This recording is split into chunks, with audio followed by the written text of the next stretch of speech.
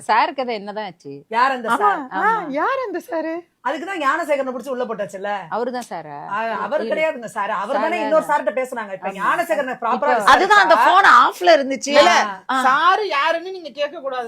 ஞானசேகரனை தண்டனை கொடுத்தது. இந்த மாதிரிலாம் முடிஞ்ச வழக்க போய் நீங்க கேப்பீங்களா? அதெல்லாம் நீங்க கேட்கலாமா? நம்ம என்ன பிபி மேரி ஜெயந்தி தெளிவா சொல்லிருக்காங்க, போனே ஆஃப்ல இருந்துச்சு, அதுல சாரே பேசிருக்கவே வாய்ப்பு இல்ல அப்படின்னு அவங்க சொல்லிருக்காங்க.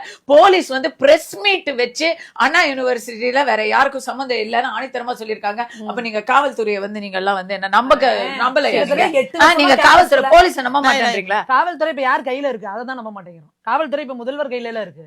அப்ப திமுகவோட மாவட்ட செயலாளர் இருக்கிற மாதிரி இவங்க செயல்பட்டு இருக்கு. காவல்துறையே பொறுப்பு கையில எல்லாம் இருக்கு. அவங்களே என்ன பண்ணுவாங்க? டிஜிபியே பொறுப்புல இருக்கிறாரு. பொறுப்புல அவரு சினிமால தான் பாத்துருக்கோம். ஒரு சீன் வந்து அப்பா எனக்கு நெஞ்சு வலி வந்துருச்சுங்கிற மாதிரி நேரு மேல எஃப்ஐஆர் போடணும்னு அவர் பார்த்தாரு.